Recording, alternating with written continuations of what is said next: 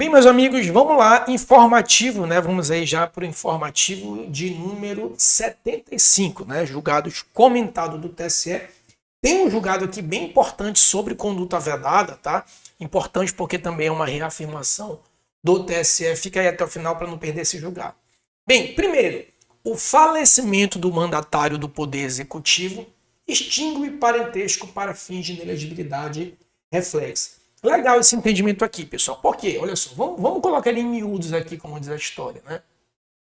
Pronto, tá aí, literalmente desenhado. O que aconteceu? Olha só, eu vou falar de um caso genérico, que esse caso aqui que a gente está falando ele é bem específico, mas vamos pegar o entendimento. Bem, de acordo com a inelegibilidade reflexa, e isso também ele se, vamos dizer assim, se reflete, né, para ser redundante, na limitação de 2 mandatos, acontece o seguinte, né? O grupo familiar ele só pode ter no máximo 2 mandatos, porque o TSE junta, de acordo com a súmula 6 do TSE, ele junta o conceito de inelegibilidade reflexa com limitação de reeleição. Então, o que acontece? O grupo familiar feito até o 2º grau, então, portanto, filhos, né,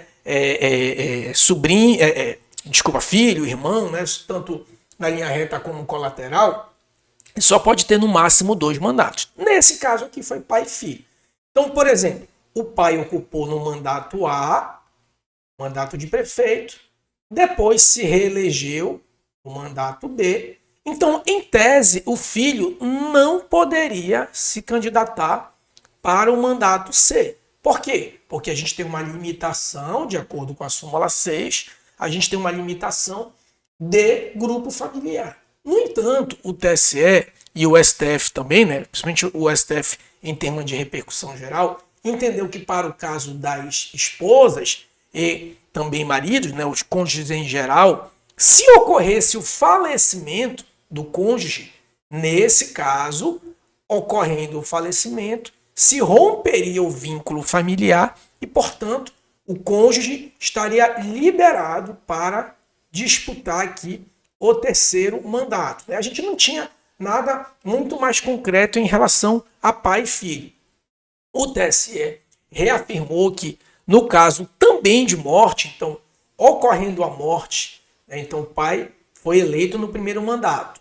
No 2º mandato, vamos supor que ele foi eleito. E no 2º mandato ele morreu, né? Faleceu. Nesse caso, o filho pode sim concorrer no 3º mandato, porque se entende também que para fins de inelegibilidade se extinguiu o parentesco, tá bom? Então, ocorrendo a morte, extingue o parentesco, então, portanto, nesse caso aqui o filho poderia disputar não só o mandato C, como também o mandato D de dado. Certo? Próximo entendimento. Compete à Justiça Eleitoral extrair do acórdão de contas apresenta os elementos de inelegibilidade da linha G. O que acontece? Um dos pontos de inelegibilidade, uma das causas de inelegibilidade, é reprovação de contas públicas, não são as contas eleitorais. E nessas contas públicas, quem vai extrair os elementos e quais são esses elementos de inelegibilidade e de reprovação de contas? Um desses elementos, por exemplo, é que a reprovação de contas tem que ter um caráter insanável, né? Um caráter insanável e tem que ser análogo a ato doloso de improbidade administrativa. Só que o que acontece? Esses 2 elementos, por exemplo, eles não precisam constar expressamente no acórdão de contas.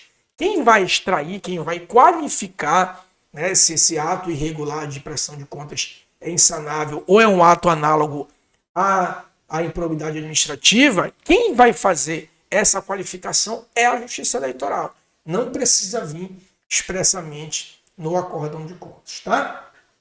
Vamos lá aqui, propaganda antecipada, as famosas palavras mágicas. A gente sabe que do ponto de toque para a propaganda antecipada é pedido explícito de voto, ou esse pedido seja realizado por meio de palavras mágicas. Nesse caso, eu quero aqui que o TSE considerou, venha para junto da gente, porque agora estaremos juntos misturados. O TSE considerou que isso era um pedido de votos por meio de palavra mágica, portanto, propaganda antecipada lá do 36A, tá bom? Certo? Próximo, o recurso ordinário a decisões de inelegibilidade e expedição de diploma não cabe em eleições municipais. Aqui é uma questão puramente recursal eleitoral, né, pessoal?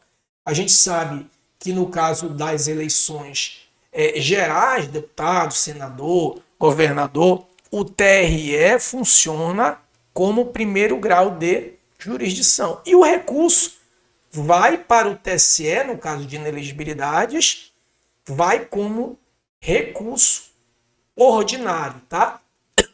Desculpa. Não cabe em eleição municipal, onde se recorre primeiro para o TRE e depois para o TSE, não cabe para cá o recurso ordinário, né? Nesse caso seria o RESP, recurso especial, ainda que verse sobre inelegibilidade e cassação de diploma. Então, TSE considera aqui um erro grotesco nas eleições municipais propor o recurso ordinário e não o recurso especial. Certo? Próximo entendimento. É ônus do candidato provar a limitação da sua atuação em cidade distinta de onde pretende concorrer. Olha só, o que acontece? Eu não preciso me desincompatibilizar se eu concorrer em município distinto do qual eu sou lotado. Por exemplo, supondo-se que eu trabalhe em São Paulo, capital, e quero concorrer a vereador na cidade de Guarulhos. Então, não preciso me desincompatibilizar. Só que se, por exemplo, eu for servidor estadual, o ônus é do candidato comprovar que, a despeito de eu ser servidor estadual, portanto, poderia ter atividade no estado inteiro, eu tenho que comprovar que a minha lotação ela se limita em São Paulo, capital. Claro, se eu fosse servidor municipal, se presume que a atuação é só no município. Mas sendo servidor estadual ou federal, acaba sendo aí o ônus do candidato comprovar essa limitação de atuação. Tá? Não há necessidade de trânsito em julgado de decisão para que se incida a inelegibilidade, sendo suficiente ato de demissão do servidor público. Uma das causas de inelegibilidade é a demissão do servidor público. Só que diferente, por exemplo, de condenação criminal e condenação por improbidade, que a lei fala em órgão colegiado, né, a lei complementar 64/90, no caso de demissão de servidor público, a lei nada fala, né? Não fala nem que é do trânsito julgado, nem de órgão colegiado. O TSE entende que não necessita de trânsito em julgado para que essa decisão, né, para que essa inelegibilidade possa fruir seus efeitos.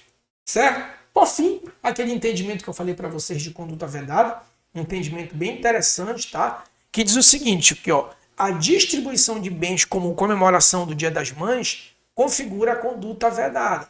Porque uma das condutas vedadas lá do artigo 73 e seguinte é a proibição de distribuir bens no ano em que se realizam as eleições. Ainda que essa distribuição seja em comemoração ao Dia das Mães, se não tiver lei específica, se configura aí conduta vedada, ainda que seja uma data comemorativa.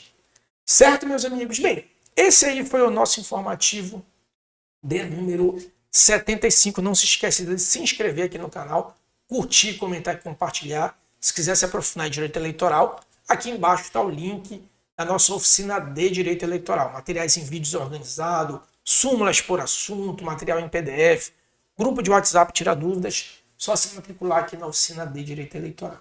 Certo? Forte abraço e até a próxima.